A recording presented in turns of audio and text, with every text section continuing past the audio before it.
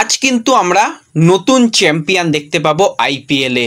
2025 IPL 18 বছর পূর্ণ হয়ে গেলেও আমরা এই যে দুটো দল ফাইনালিস্ট, এদের মধ্যে কিন্তু কোনো দলকেই কোনোদিনই ট্রফি হাতে দেখিনি। তো আজকে কিন্তু একটা দল ট্রফি হাতে বাড়ি যাবে, আরও একটা দলকে কিন্তু অপেক্ষা করতে হবে পরের বছর আইপিএলের জন্য। তো দুটো দল কিন্তু বেস্ট প্লেয়িং 11 নামানোর চেষ্টা করবে। হেড টু হেডের রেকর্ড কি বলছে, আজকে ম্যাচে জেতার সম্ভাবনা কাদের বেশি, সমস্তটা নিয়েই কিন্তু আমরা কথা বলে নেব এই ভিডিওতে।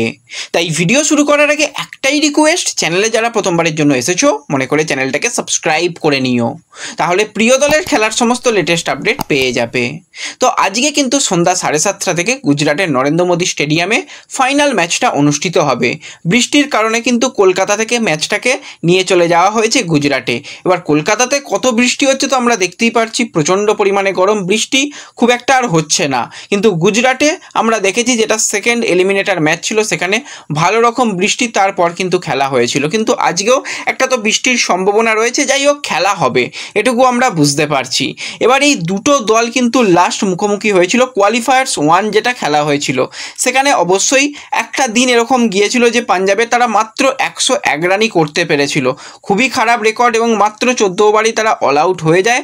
আরসিবি সেই রান 10 ওভারে মেরে তুলে দিয়ে ফাইনালে উঠে যায়। কিন্তু প্রতিদিন তো এরকম হয় না, যেখানে পাঞ্জাব তারা কিন্তু যেটা এলিমিনেটর 2 ম্যাচ খেললো সেখানে কিন্তু দুর্দান্ত খেলেছে।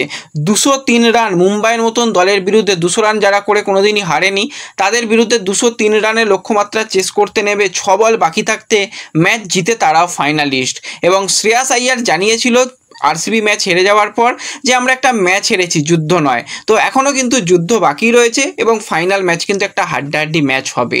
তো এই ম্যাচে কিন্তু কিছুটা হলেও একটু বেশি রেস্ট পেয়েছে কিন্তু সেই জায়গা থেকে আরসিবি, কারণ আরসিবি বেশ কিছুদিন আগে তারা সেই 29 তারিখে ম্যাচ খেলেছিল, তারপর কিন্তু তারা আবার এই 3 তারিখে ম্যাচ খেলছে, মাঝখানে 4-5টা দিন তারা রেস্ট পেয়েছে।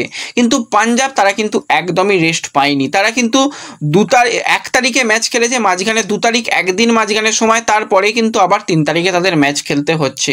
তো সেই জায়গায় একটু হলেও চাপ থাকবে। এবার যদি আমরা হেড টু হেডের রেকর্ড নিয়ে কথা বলি, আইপিএলের ইতিহাসে এই দুটো দল 36 বার মুখোমুখি হয়েছে, রেকর্ড বরাবর একদম 50-50। 18টা ম্যাচ জিতেছে আরসিবি, 18টা ম্যাচ জিতেছে পাঞ্জাব কিংস।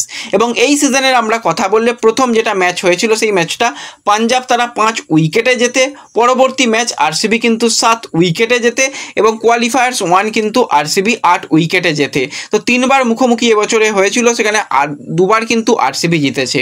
আজকের ম্যাচ কি হবে না হবে আমরা কেউ জানি না, আজকের দিনটা পুরো আলাদা দিন। আজকে যারা একদম শেষ পর্যন্ত লড়াই করতে পারবে, শেষ বল পর্যন্ত ফাইট করতে পারবে, তারাই কিন্তু চ্যাম্পিয়ন হবে। আর আজকে কোনোভাবেই মনে হয় না ওই 10 ওভার 15 ওভারে খেলা শেষ হয়ে যাবে এমন খেলা হবে। আজকে কিন্তু দুটো দলই একটুও জায়গা ছাড়বে না। তো প্রথমেই যদি আমরা 18 বছরের ট্রফি না পাওয়া আরসিবি দলকে নিয়ে কথা বলি, তারা আজকে কীরকম প্লেয়িং 11 নামাবে।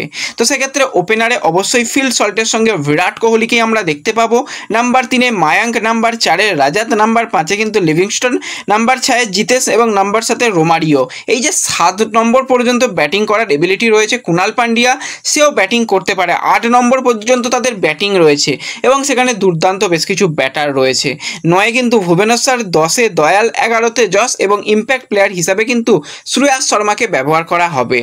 এবং আরও আরেকটি দল যারা 18 বছরে কোনো ট্রফি নেই, সেই পাঞ্জাব কিংস, তারা কিন্তু ওপেনারে প্রিয়াংশের সঙ্গে প্রফ সিমরানকেই শুরু করাবে। নাম্বার 3-এ অবশ্যই সেই জায়গাতে কিন্তু জস ইংলিশকে রাখবে, নাম্বার 4-এ কিন্তু শ্রেয়াস আইয়ার, এবং নাম্বার 5-এ নেহাল, নাম্বার 6-এ শশাঙ্ক, নাম্বার 7-এ কিন্তু সেই জায়গায় মাকরাম থাকবে। তো মার্কাস স্টয়নিস কিন্তু নাম্বার 7-এ খেলবে। আজমাতুল্লাহ অমরজাই, সেও কিন্তু ব্যাটিং করতে পারে। জ্যামিসন পর্যন্ত ব্যাটিং করতে পারে। তো 9 নম্বর পর্যন্ত তাদের ব্যাটিং রয়েছে। 10-এ বিজয়, 11-তে আর্শদীপ, এবং ইম্প্যাক্ট প্লেয়ার হিসাবে কিন্তু চাহালকে খেলানোর সম্ভাবনা রয়েছে। তো আজকে সকলে কিন্তু প্রেডিকশান করে যেও, যারা যারা ভিডিও দেখছো এবং যারা দেখছো তারা একটু শেয়ার করে বন্ধুদেরও দিও এবং তাদেরও প্রেডিকশান করতে বলো যে প্রথমবারের জন্য এই দুটো দলের মধ্যে কারা চ্যাম্পিয়ন হবে।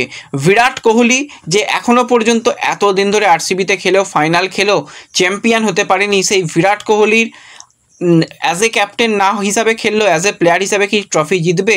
যেখানে কিন্তু ফিল সল্ট গত বছরে কলকাতার হয়ে ফাইনাল খেলতে পারেনি, তাকে ফিরে যেতে হয়েছিল। অবশ্যই চ্যাম্পিয়ন দলের সদস্য ছিল।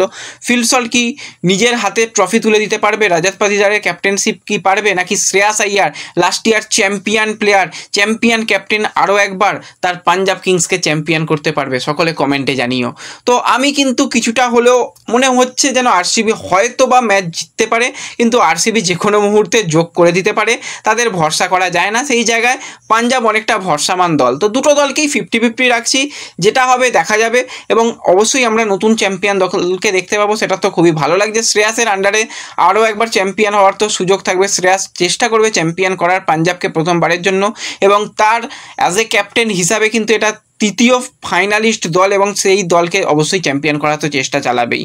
তো ওভারঅল একটা হাড্ডাহাড্ডি ম্যাচ হবে, এটুকু আমরা বুঝতে পারছি। তোমরা কীরকমভাবে ম্যাচটাকে এনজয় করবে কমেন্টে জানিও, ভিডিও সকলের সঙ্গে শেয়ার করে দিও। দেখা হবে পরবর্তী ভিডিওতে।